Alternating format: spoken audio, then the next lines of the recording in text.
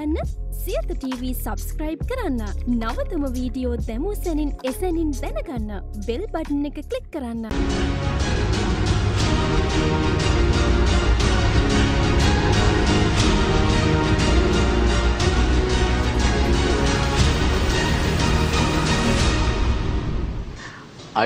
අයිබෝන් සුබදෑසනක් වේවා ප්‍රගීත් සුබදෑසනක් වේවා කියලා ප්‍රාර්ථනා කරනවා ඔබට සුබදෑසනක් වෙන්න ඕනේ ඔබට අපි දෙන්න සූදානම් මෙතෙන් පටන් අද දවසට අදාළ ජාතක පුවත්පත් වෙත මුලින් අවධානය යොමු කරන්න ඊට පස්සේ විශේෂ පිළිසඳරකුත් සූදානම් ඉස්සෙල්ලාම කොහෙටද යන්නේ මොනවද කරන්න කියලා බලද්දී අපිට හිතුණා ඉස්කෝලේ යන් කියලා අරුණ පත්තරෙන් පටන් ගමු ඒ නිසා අපි ඒ වගේම ලංකාදීපේ දිවයින පුවත්පතෙත් ඒ ආකාරයෙන්ම මේ පාසල් යලි විවෘත කිරීම පිළිබඳ වාර්තා කරද්දී ලංකාදීපය ඒ වාර්තා කරන්නේ මේ ආකාරයට පාසල් අධ්‍යයන 4කින් ඇරේ උසස් පෙළ විභාගය සැප්තැම්බර් 7 ඔක්තෝබර් 2 ඒ කියන්නේ සැප්තැම්බර් 7 සිට ඔක්තෝබර් 2 තෙක් ශිෂ්‍යත්ව විභාගයේ සැප්තැම්බර් 13 වෙනිදා අර අධ්‍යයන 4කින් පාසල් විවෘත වන හැටිත් අද පත්තර වාර්තා අතරේ අපිට දකින්න පුළුවන්කම තියෙනවා. ඔව් ප්‍රගීත අරුණ පුවත්පත සඳහන් කරනවා මේ 29 වෙනිදා සිට අධ්‍යයන 4කින් පාසල් ආරම්භය කියන ප්‍රධාන සිරස්තලය යටතේ මුලින්ම ගුරු මණ්ඩලය විදුහල්පති වරුන් සහ අනධ්‍යයන කාර්ය මණ්ඩලයන් කැඳවන බව තමයි සඳහන් කරන්නේ. ඒ සිකුරාදා දවසේදී ඊට පස්සේ ජූලි 6 වෙනිදා 5 11 13 ශ්‍රේණි තමයි මුලින්ම පාසලට කැඳවන්නේ. ඊටත් පස්සෙ ජූලි 20 වෙනිදා තත්ත්වය කොහොමද කියලා බලලා තමයි 10 සිට 12 ශ්‍රේණි කැඳවනවා කියලා සඳහන් කරන්නේ. ජූලි 27 3 4 6 7 8 9 කියන ශ්‍රේණි මේ ඔබ ප්‍රවෘත්තිය දකින විදිහටම සඳහන් කරලා තියෙනවා. අනිත් එක මේ 10 11 13 පන්ති 3:00 දක්වා පවත්වන්න නියමිතයි කියලා විශේෂයෙන් සඳහන් කරනවා. ඔව් ඒවා 3:00 වෙනකම් පැවැත්වෙනවා. අනෙක් පන්ති ඒ කියන්නේ අනෙක් ශ්‍රේණි බොහෝ වෙලාවට ඊට අඩු වෙලාවක් සාමාන්‍යයෙන් පාසල් පැවති වෙලාවට වඩා අඩු කාල සීමාවක් තුල අවසන් කරන්නටයි බලාපොරොත්තු වෙන්නේ.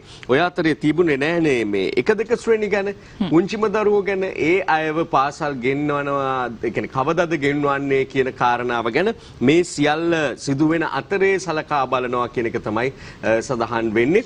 ඊළඟට අපි ඔය කාරණාවට එක්කාසු කරන්න ඕනේ ඉස්කෝලේ වගේම ඊළඟට වැදගත් වෙන තැන තමයි ටියුෂන් පන්තිය. එතකොට දිවයින පුවත්පතේ මුල් පිටුවේම සඳහන් වෙනවා ටියුෂන් පන්ති පාසල් ඇරියාට පසුවයි. සෞඛ්‍ය සේවා අධ්‍යක්ෂ ජෙනරාල් කොහොමද ටියුෂන් යන්නේ ඉස්කෝලේ ඇරිලා ගිහින් මේ කියන්නේ ඒ කතාව නෙවෙයි මේ කියන්නේ පාසල් නැවත විවෘත කිරීමෙන් පස්සේ තමයි ටියුෂන් පන්ති විවෘත කිරීම ගැන කටයුතු කෙරෙන්නේ කියන එක සෞඛ්‍ය සේවා අධ්‍යක්ෂ ජෙනරාල්වරයා උපුටා දක්වමින් සඳහන් කරනවා. නමුත් අපි දන්නවා මේ වෙනකොට විවිධ ක්‍රම භාවිත කරමින් විවිධ අන්තර්ජාලය ඔස්සේ එහෙම නැත්නම් තාක්ෂණික ක්‍රම භාවිත කරමින් සිසුන්ට සමීප වන්නට ගුරුවරු උත්සාහ කරනවා මේ දිනවල එහෙමත් ටියුෂන් පවත්වාගෙන යනවා අපිට දකින්න ලැබෙනවා පවතින තත්ත්වයට සමගාමීව ඒට අනුගත වෙමින් අපි සූදානම් වෙනවා ඩලස් සලහප්පෙරුම අමාත්‍යවරයා ඊයේ දවසේ මේ පිළිබඳ අදහස් දැක්වූ අවස්ථාව වෙත යොමු වන්නේ මාධ්‍ය සාකච්ඡාව වෙත යොමු වන්නේ පාසල් නැවත ආරම්භ කිරීම සිදු කරන්නේ පියවර 4කට. එම් පළමු පියවර ජූනි මාසේ 29 වෙනිදා ආරම්භ වෙනවා. එදාට දරුවෝ ඉස්කෝලේ එන්න ඕන නෑ. අපි ආරාධනා කරන්නේ සියලුම විදුහල්පතිවරුන්ට, ගුරුවරුන්ට, අනධ්‍යයන කාර්ය මණ්ඩලවලට, පාසල් කළමනාකරණ මණ්ඩලවලට 29 වෙනිදා පාසලට පැමිණෙන්න කියලා ලේකම්වරයා විසින් නියදාළ චක්‍රලේඛ නිකුත් කරනු ඇති. දෙවෙනි අදියර අපි දරුවෝ පාසලට රැගෙන එන්න බලාපොරොත්තු වෙන්නේ ජූලි මාසේ 6 වෙනි සඳුදා. හැබැයි ඒ ජූලි 6 වෙනිදා පාසලට එන්නේ 13, 11 සහ 5 වෙනි ශ්‍රේණියේ දූලා පුතාලා විතරයි. ජූලි 20 වෙනිදා සිට 3 වෙනි අදියර ආරම්භ වෙනවා. 3 වෙනි අදියරේදී පාසලට එන්නේ 12 සහ 10 ශ්‍රේණිවල දූලා පුතාලා. 3 වෙනි අදියර. ඒක සතියක් ජූලි 20 සිට 24 දක්වා. 4 වෙනි අදියර ආරම්භ වෙන්නේ ජූලි 27 වෙනිදා. ජූලි 27 වෙනිදා ඉඳලා 3 4 6 7 8 9 ශ්‍රේණීන් වල දූල පුතාලා පුංචි දූල පුතාලා පාසලට කැඳවගෙන එන්නට අපි බලාපොරොත්තු වෙනවා. ඒ වගේම උසස් පෙළ විභාගය අපි નિયમિત වෙලා තිබුණේ අගෝස්තු මාසේ 5 වෙනිදා. අගෝස්තු 5 වෙනිදා සිට සැප්තැම්බර් මුල සතිය වෙනකම් කාලසටහන් සකස් වෙලා තිබුණේ උසස් පෙළ විභාගය සම්බන්ධයෙන්. අපි උසස් පෙළ විභාගය කල් දමන්නට තීන්දුව කරනු ලැබුවා. 9 දිනවකවානු තීන්දුව වෙන්නේ උසස් පෙළ විභාගය ආරම්භ වනු ලබන්නේ සැප්තැම්බර් මාසේ 7 වෙනිදා. ඒ වගේම ඔක්තෝබර් මාසේ 2 වෙනිදා උසස් පෙළ විභාගය අවසන් කරන්නට විභාග දෙපාර්තමේන්තුව බලාපොරොත්තු වෙනවා. පහ ශිෂ්‍යත්ව විභාගය පැවැත්වීමට සැලසුම් කළ තිබේ අගෝස්තු මාසේ 3 වෙනිදා. පහේ ශිෂ්‍යත්ව විභාගය. නව සැලසුම යටතේ සැප්තැම්බර් මාසේ 13 වෙනි ඉරිදා ශිෂ්‍යත්ව විභාගය පැවැත්වීමට විභාග දෙපාර්තමේන්තුව කටයුතු කරනු ලබනවා. පත්තරවල සඳහන් වෙච්ච කාරණාම තමයි අමාත්‍යවරයාගෙන් කියවුනේ. කෙසේ වෙතත් එය බොහොම පැහැදිලිව අමාත්‍යතුමායි සඳහන් කළා මේ දිනවකවානු පිළිබඳව ඔව් දින මින පුවත්පත සඳහන් කරනවා. අර ඔබ කාල වේලාවන් පිළිබඳව සඳහන් කරපු නිසා අපිට මාධ්‍ය සාකච්ඡාවේ එතුමා ඒ සඳහන් කරා. නමුත් අපිට දකින්න හැකියාව ලැබුණේ නැහැ. එය දින මින පුවත්පත පමණයි අද මේ කාල වේලාවන් පිළිබඳව සඳහන් කරන්නේ. 3-4 ශ්‍රේණිවල සිසු සිසුවියන් උදේ 7:30 ඉඳන් 11:30 දක්වා තමයි පාසල් කාල වේලාව විදිහට බලපැවැත්වෙන්නේ.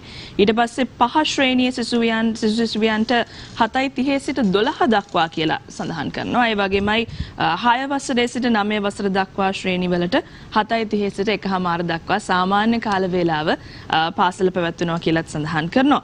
10-13 ශ්‍රේණිවලට තමයි 10-11-13 කියන ශ්‍රේණිවලට තමයි අර විදිහට 3:00 දක්වා පාසල පැවැත්වෙන්නේ කියන එකත් දිනමින පුවත්පත අද වාර්තා කරනවා. සුපුරුදු වේලාවට 7:00ට පටන් ගන්නවා 3:00 දක්වා පැවැත්වෙනවා.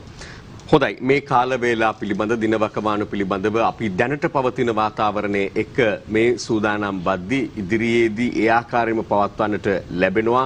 සමාජයේ මේ තත්ත්වය පවත්වාගෙන ගියොත් මේ වසංගත තත්ත්වය පිළිබඳව ඉතින් අපි ප්‍රාර්ථනා කරන්නේ ඊටාම ඉක්මනින් සාමාන්‍ය අතට පත් කරගන්නට රට විශේෂයෙන් පාසල් නැවත විවෘත කරන්න මේ සැලසුමේ හැටියට හැකි වේවා කියන එක. දිවයින ප්‍රධාන සිරස්තලයට අපි අවධානය යොමු කරමු. මේ වෙලාවේ කොල්ලුපිටියේ උද්ඝෝෂණයකට ගිය පෙරටුගාමී නායක ලේකම් ඇතුළු 53කට ඇප නිරෝධායන නීති කඩකිරීම බරපතල වරදක් නියෝජ්‍ය පොලිස්පතිකයයි කියලා තවදුරටත් සඳහන් වෙනවා. ඊයේ කොළඹ වගේම රට උණුසුම් කළ තවත් කාරණාවක් බවට මේ පත් වුණා. පෙරටුගාමී සමාජවාදී පක්ෂය විසින් උද්ඝෝෂණ කරන්නට සූදානම් වීම. නමුත් අප පත්තරවල සිරස්තල තුලිනුත් පෙර ආතුවම දැක්ක කාරණාවක් තමයි අනුෂී ඒ සඳහා අධිකරණ නියෝගයක් ලබාගෙන තිබුණා උද්ඝෝෂණ කරන්න බෑ කියන එක පිළිබඳව. සහ පවතින නිරෝධායන නීති තත්ත්වයන්ට අනුකූලව එහෙම හැකියාවක් තිබුණේ නැහැ. නමුත් එවැන්නකට සැරසුණා. සිදුුනේ මොකක්ද කියන එක පිළිබඳව පුවත් වාර්තාවල සඳහන් වුණා. අපි දැන් ඒ දර්ශන ඉස්සෙල්ලා දැකලා ඉන් පස්සේ මේ ගැන ඉතිරිය කතා කරනවා. අධිකරණ නියෝග සහ නිරෝධායන නීතිය කඩ කරමින් කොල්ලුපිටිය ඇමරිකානු තානාපති කාර්යාලය ඉදිරිපිටදී අද දහවල් 1ට පමණ පෙරටුගාමී සමාජවාදී පක්ෂ සමාජිකයන් විසින් විරෝධතාවයක නිරත වුණා. කවුරුවක් ගන්න ඔය චන්ඩි කවුරුවක් ගන්න එතකොට අර මලමිනියක් කරන් තව හතර වටේ ඇවිද්දා. ඔබ හතර වඩින්නකො දැන් මෙතන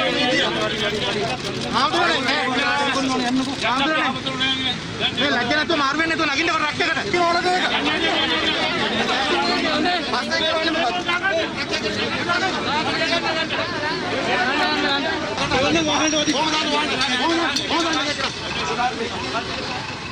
ඒ මීට දෙසතියකට පමණ පෙර ඇමරිකාවේදී පොලිස් නිලධාරියෙකුගේ වද හිංසාවට ලක් වී මරණයට පත් වූ කළු ජාතික ජෝර්ජ් ෆ්ලොයිඩ්ගේ ඝාතනය හෙලා දකිමින්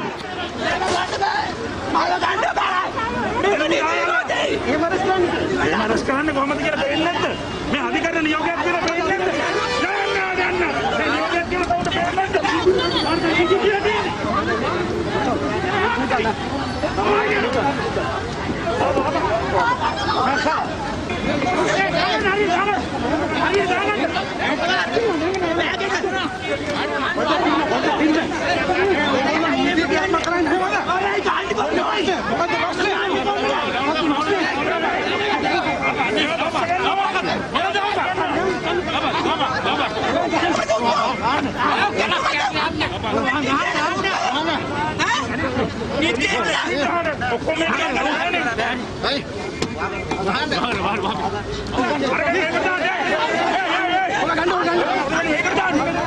සත්තු වගේ රෙස් කරා කිසිම අත්දැකීමක් කිව්වේ නැහැ. අන්නමන්ට එහෙ නටන්න පුළුවන්.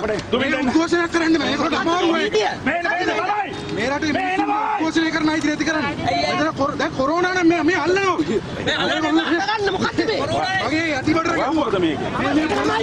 මම මොකද කියලා අහන්නේ තමයි.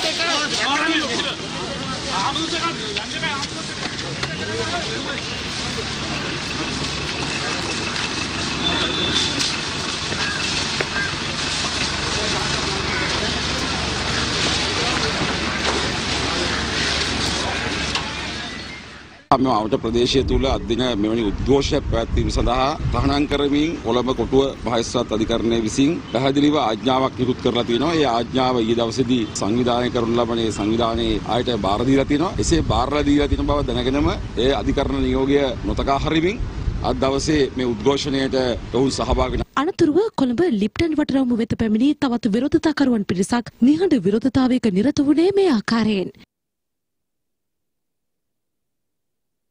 නිරෝධායන නීති උල්ලංඝනය කරමින් විරෝධතාවයේ නිරතවීමේ චෝදනාව මත පෙරටුගාමී සමාජවාදී පක්ෂයේ ප්‍රධාන ලේකම් කුමාර ගුණරත්න මහතා ඇතුළු තවත් විරෝධතාකරුවන් පිරිසක් මෙලෙස පොලිස් අත්අඩංගුවට ගැනුණා.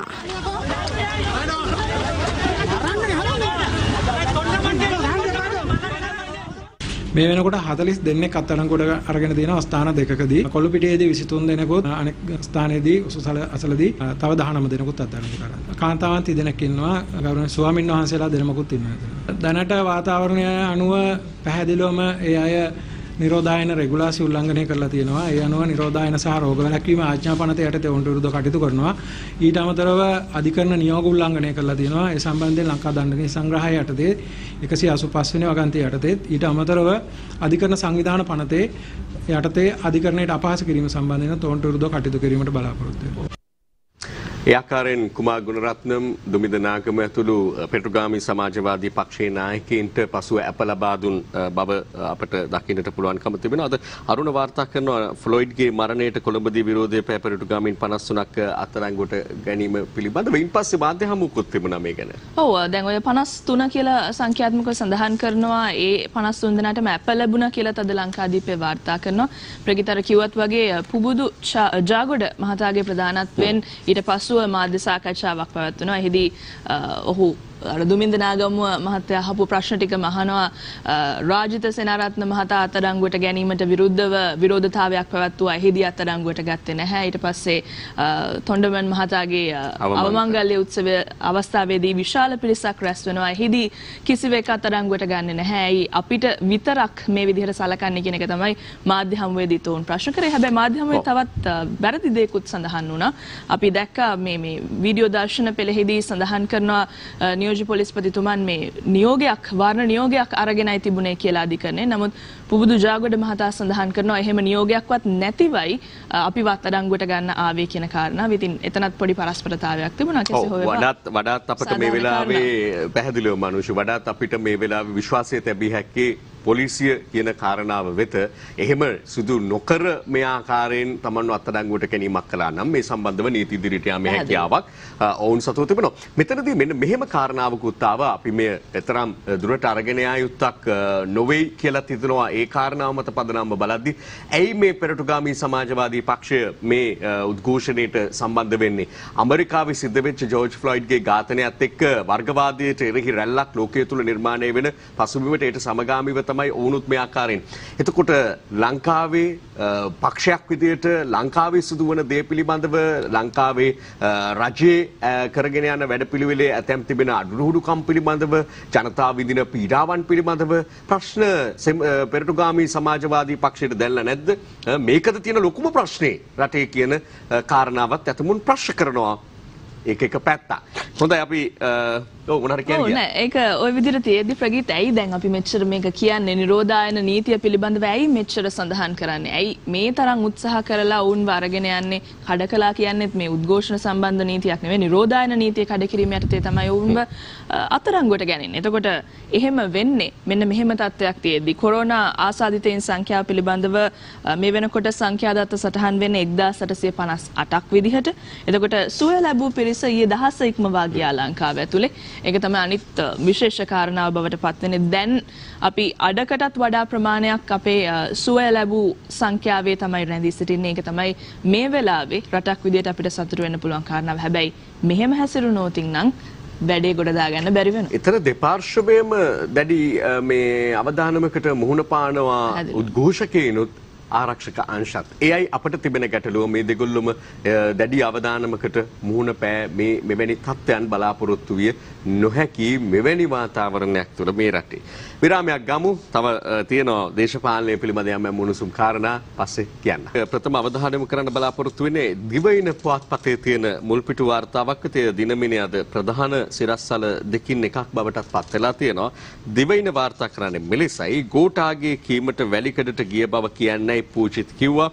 පොලිස් පරීක්ෂක රංගජීව දේශපාලන පරිගැනීම් සොයන කොමිසම හමුවේ කියයි කියලා. විස්තරය පොඩ්ඩක් සඳහන් වෙනවා දිවයින පුවත්පතේ. ඊට පෙර ආතු දිනමින මොනවද ඒ ගැන කියන්නේ කියලා බලමු. ඔව් දිනමින පුවත්පත සඳහන් කරන විදිහට වැලිකඩ බන්ධනාගාර සිද්ධියට ගෝඨාභය නියෝග කළයි බොරු සාක්ෂි දෙන්න පූජිත් උපදෙස් දුන්නා කියලා තමයි පොලිස් මද්‍රව්‍ය නාශක කාර්යාංශයේ පොලිස් පරීක්ෂක නියමාල් රංගජීව මහතා ප්‍රකාශ කරන්නේ. වැලිකඩ බන්ධනාගාරයේ 2012 වෙනි මාසේ 12 වෙනිදා සිද්ධ වෙච්ච සිදුවීම හා සම්බන්ධව තමයි මේ විදිහට කතා බහ කරන්නේ. කොහොම හරි පහුගිය දවස්වල අපි දැක්ක දින ගානකට කලින් පාස්කු ප්‍රහාරය පිළිබඳව මේ විදිහට පුවත් පළ වෙනවා. දැන් මේ ගැන යලිත් වතාවක් විමර්ශන කටයුතු ආරම්භ වෙලා තියෙනවා කියලා තමයි අපිට දකින්න තියෙන්නේ. එතකොට අපි දැක්ක කලින් එමිල් රංජන් මහතාගේ සාක්ෂි දැක්වීම ඊයේ දවසේදී පුවත්පත්වල සටහන් වුණා. අද නියමාල් රංගජීව මහතාගේ සාක්ෂි තමයි සටහන් කරන්නේ. කෙසේ වෙතත් අනුෂ මේ හැම එකකම පොදුවේ දකින්න ලැබුණු තත්ත්වයක් තමයි පූජිත් ජයසුන්දර මහතා වැනි ඉහළ නිලධාරීන්ගේ වගකීම ඉටු නොවුණු බවක් සහ නොවිය යුතු දේ සිදු වූ බවක් මේ ප්‍රකාශ තුළ ගැබ්ව තිබෙනවා. ඒ ඊටාම බරපතල තත්ත්වයක්. දැන් මේ ප්‍රකාශ කරන්නේත් මේ යන්නේ දේශපාලන පරිගැනීම් පිළිබඳ සොයන කොමිසමට. එතකොට මේ ප්‍රකාශ කරන්නේත් සද්භාවයෙන්මද යම්කිසි වෙනත් චේතනාවකින්ද කියන එක පිළිබඳවත් අවබෝධ කරගත යුතුයි. ඉන් පස්සේ අපිට මෙහි ඉදිරි තත්ත්වය පිළිබඳ වාර්තා කළ හැකි වේවි. ඒ ලබා ගන්නා සාක්ෂි ප්‍රකාශ මත පදනම්ව මොකක්ද සිද්ධ වෙලා තියෙන්නේ කියන එක පැහැදිලිව ඉදිරි කාලයේදී අප බලාපොරොත්තු වෙනවා. කොහොම වුණත් සිද්ධිය උනේ 2012 අවුරුද්දේ. දැන් තමයි මෙහෙම කියන්නේ.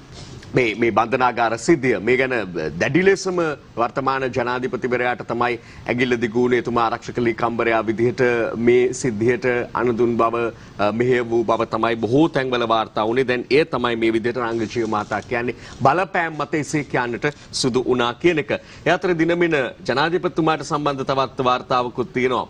ඔව් මේ ජනාධිපතිතුමා නිරන්තරයෙන් ගොවි ගැටලු හා සම්බන්ධවත් සඳහන් කරන නිසා ගොවි ගැටලු විසඳන්න ජනපතිගෙන් උපදෙස් කියලා තමයි සඳහන් කරන්නේ.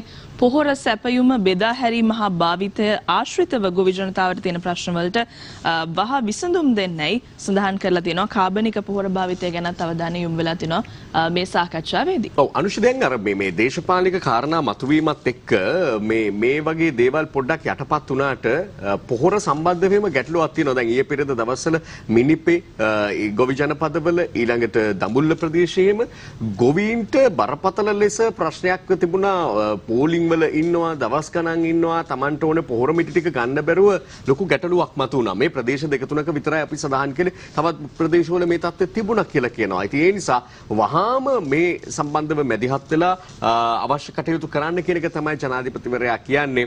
නිසි කලට පොහොර ටික ලැබුණේ නැති වුණොත් වෙන්නේ ගොවිතැන හරියට සුදුුනේ නැත්නම් දැන් මේ රටක් විදිහට අපි මුහුණ පාලා තියෙන තත්ත්වයක් එක්ක ඉදිරියේදී එය දැඩි ලෙස බලපෑම් කරනවා. හරියට ගොවිතැන කෙරිලා අස්වැන්න නෙළුවයි කියලා කියද්දිත් හාල් ටික නැති වෙන රටේ ගොවිතැනත් හරියට කරගන්න බැරි වුණොත් එහෙම මොන තත්ත්වයක් ඉස්සරහට එයිද කියලා අමුතුවෙන් කියන්න ඕනේ. අපි යමු මේ මැතිවරණය පිළිබඳ තියෙන යම් වාර්තා දිහාට. ඒ යද්දී ඊට මොහොතකට කලින් අපි දැන් මේ බන්ධනාගාර ගැන සඳහන් කරානේ. බන්ධනාගාර හා සම්බන්ධව මේ මොහොතේ පවත්නා තත්ත්වය වෙන්නේ අලුතින් වැඩ බාරගත් වන්දනාගාර කුමසාරිස්තුමන් තමන්ගේ ක්‍රියාවලිය ආරම්භ කරලාද කියන එකට ඉඟිපළ වෙන ප්‍රවෘත්තියක් අද අරුණ පුවත්පතේ මම දැක්කා. අපි ඒක නිසා ඒකටත් ගිහින්ම යමු. මීගමුව බන්ධනාගාරයේ හදිස්සි සෝදිසියකදී ජංගම දුරකථන සහ මත්ද්‍රව්‍ය මතුවේ කියලා සඳහන් කරනවා. ජංගම දුරකථන 70කට අධික ප්‍රමාණයක් මේ විදිහට හොයාගත්තා කියලා සඳහන් කරලා තියෙනවා. සාමාන්‍යයෙන් දන්නා කියන කාරණාව නම් බන්ධනාගාරය තුල කාට හෝ දුරකථන ඇමතුමක් ලබා ගන්න අවශ්‍ය නම් කියලා ඉල්ලගෙන දුරකථන ඇමතුම ලබා ගන්න පුළුවන්. අපි කියන කන්ඩෙම් වුණ එහෙම නැත්නම් මරණ දඬුවම ලැබූ කෙනෙක්ට වුණත් ඉතින් ඒ දුරකථන ඇමතුම් පටිගත වෙනවානේ. මේක තමයි ප්‍රශ්න. ජංගම දුරකථන ඇතුළට අරගෙන එන්නට කොහොම වෙතත් මේ සෝදිසි කිරීම දිගින් දිගටම බන්ධනාගාර තුර සිදු කරන්න බලාපොරොත්තු වෙනවා කියලා තමයි මේ අභිනව බන්ධනාගාර කුමසාරිස්තුමන් සඳහන් කරන්නේ. ඔව්. ඒ අතරේ අපි ඡන්ද දිහාටෙමු. දැන් ඔය தත්ත්වය අපි බලාපොරොත්තු වෙන අනිකුත් බන්ධනාගාර තුල විශේෂයෙන් දැන් බරපතල ගණේ රඳවියන් රඳවා තිබෙන බන්ධනාගාර තුල එහෙම දැන් පහුගිය දිනවල අපි කියව පුවත් වාර්තා ඔබෙත් මතකයේ ඇතිනේ කංජිපාන ඉම්රාන්ලා වැනි අය ළඟ තියෙනවා දුරකථන 4 මේ ආදී වශයෙන් තැන් වල හංගගෙන මේ කරන ජාවාරම් නවත්වා ගන්නට අවශ්‍ය වැඩපිළිවෙල දිගටම ක්‍රියාත්මක වෙයි කියලා අපි බලාපොරොත්තු වෙනවා. මව්බිම පත්තරයට අවධානය දෙද්දී ප්‍රධාන සිරස්තලයේ මෙන්න මෙහෙමයි දැක්වෙන්නේ. එජාපය දිගටම පරාදයි. මහචන්දට එරෙහි අකිලගේ පෙත්සම ඉවතට සජිත් රනිල් පරදී කියලා මව්බිම වාර්තා කරනවා. මව්බිම සඳහන් කරන කාරණාවත් එක්ක එජාපය දිගටම පරාදයි කියලා තමයි සඳහන් කරන්නේ.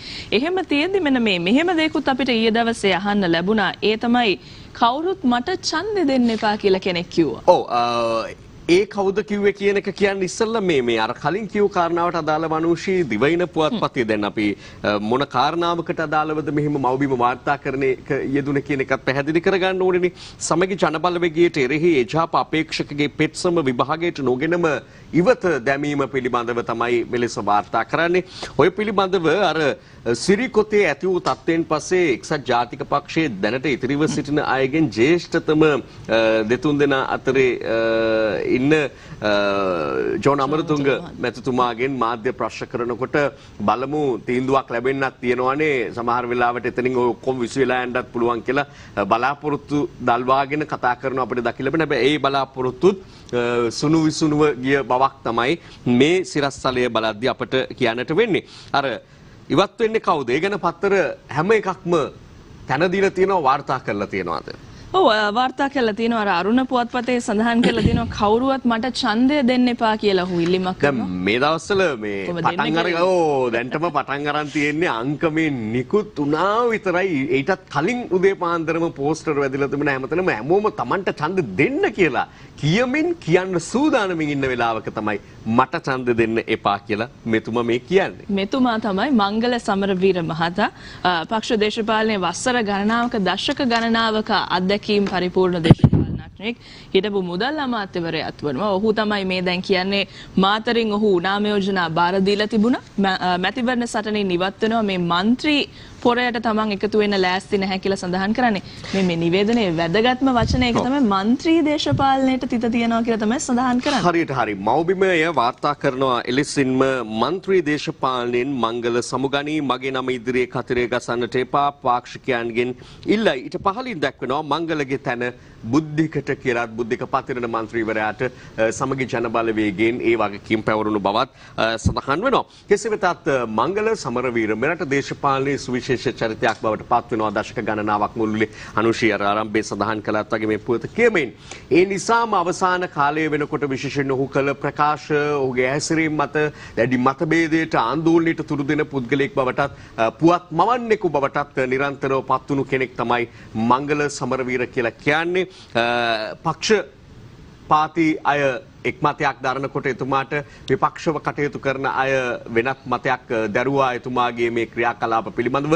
කෙසේ වෙතත් සමස්තයක් විදිහට සලකා බලනකොට මධ්‍යස්ථව මේ පිළිබඳ සලකා බලනකොට ලංකාවේ දේශපාලනයේ සුවිශේෂ චරිතයක් විදිහට අපට හැඳින්වීමේ හැකියාව තියෙනවා මංගල සමරවීර කියලා කියන්නේ. අප ඉදිරියේදී බලමු එතුමා ගත්ත මේ තීරණය පිළිබඳව හේතු කාරණා එක්ක යම් යම් ඉදිරි වාර්තාත් අපිට මුණ ගැසෙන. එතකොට අපි කතා කරමු. පැහැදිලිවම අර බොහෝ ආණ්ඩු හදන්න ආණ්ඩු පෙරලන්න 1994 සිට මුල් තැන ගත්තායි කියලා සැලකෙන චරිතයක් තමයි මංගල සමරවීර මහතා. මේ පක්ෂවලට විවිධ පුද්ගලයන් මාරු වෙන කාලෙක අපිට එතුමාගේ ජීවිත කතාවෙන් දේශපාලන ජීවිත කතාවෙන් ඒ කොටස් උපුටා දමන්න හැකියාවකුත් නැහැ. ඇත්තෙන්ම ආණ්ඩු පෙරලන්න ආණ්ඩු හදන්න තීරණාත්මක සාධකයක් වෙච්ච කෙනෙක් තමයි මංගල සමරවීර.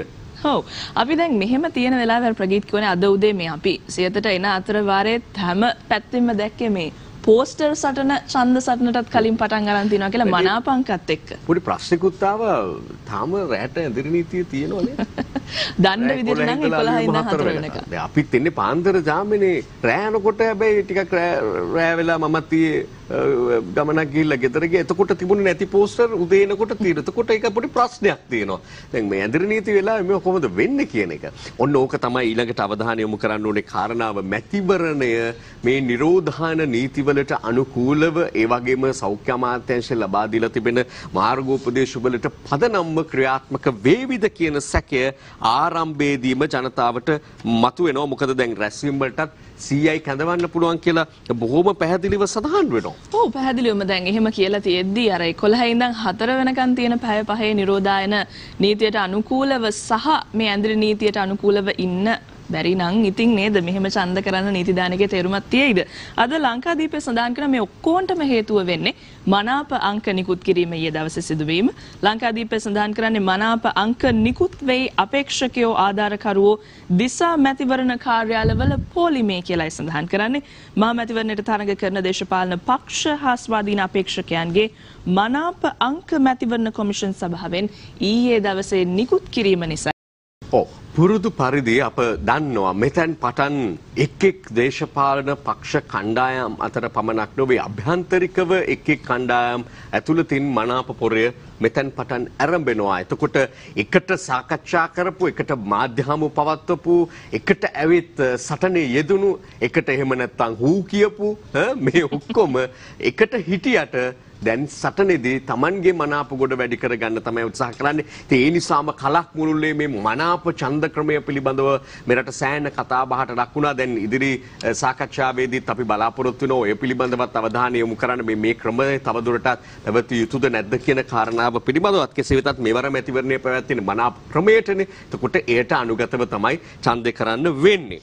දැන් මේ අනුශී ඡන්දයට අදාළව දිවයින පුවත්පතේ වාර්තා කීපයක් මට මුණ ගැහෙනවා. ඡන්දය අගෝස්තු 4-19 අතර දිනය තීරණයට කොමිසම අද රැස් වෙයි. සෞඛ්‍ය මාර්ගෝපදේශ ලැබීමේ සිට දින 60-70 අතර ගාන හදා ගන්න කියලා මැතිවරණ කොමිසමේ සභාපතිතුමා අපිටත් කිව්වා. ඔව් එහෙම කියලා එතුමා මෙහෙමත් කියනවා. හැබැයි මහා ඡන්දයේ දිනය හිතූ ලෙස ප්‍රසිද්ධ කරලා කියලා අපි දැක්ක පහුගිය දවස්වල අපිටත් ඒවා කියවන්නත් සිද්ධ වුණා පුවත්පත්වලින් සඳහන් කරලා තිබ්බා. දිනය සඳහන් කළා ප්‍රශ්නාර්ථ ලකුණුත් එක්ක මැතිවරණ කොමිෂමේ සභාපතිතුමන් වැඩිදුරටත් මහින්ද දේශප්‍රිය මහතා වැඩිදුරටත් සඳහන් කරනවා නිල නිවේදනයක් නිකුත් කරන්න කලින් අනුමාන කරපු දින ප්‍රසිද්ධ කරමින් බොහෝ අවස්ථාවල තැන්වල ප්‍රකාශ නිකුත් කරන ආකාරය දකින්න ලැබුණා කියලා. හැබැයි එතුමා කාල වකවානුවක් දින වකවානුවක් සඳහන් කරනවා. ඒ කාලය ඇතුළත ඡන්දෙ තියාගන්න පුළුවන් වෙයි කියලා. අනිවාර්යයෙන්ම. ඉතින් ඒ නිසා අපි දැන් අද දවසේ තීරණාත්මක සාකච්ඡාවක් පැවැත්වෙන බවට තොරතුරු පළ වෙනවා. අපි බලමු ගැසට් නිවේදනය නියම වූ නිකුත් කළ සැනින් ඒ පිළිබඳ තහවුරු වෙනවා හරියටම දිනය.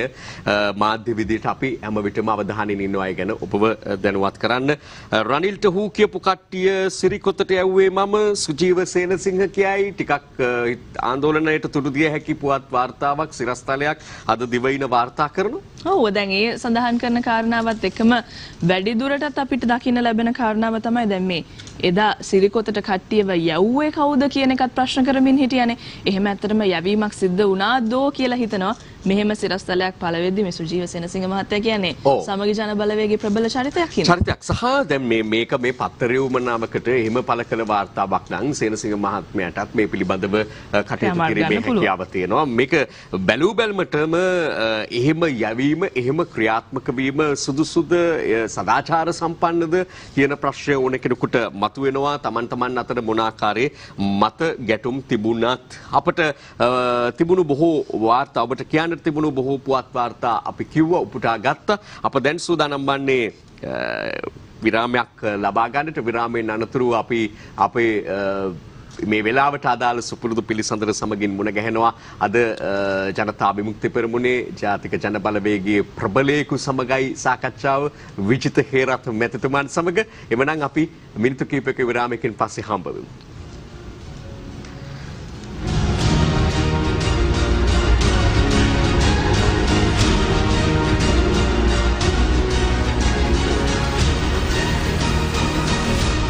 දිනපතා අලුත් වීඩියෝ සහ ප්‍රවෘත්ති නැරඹීමට ඉහත බටන් එක ක්ලික් කර සියත TV සබ්ස්ක්‍රයිබ් කරන්න.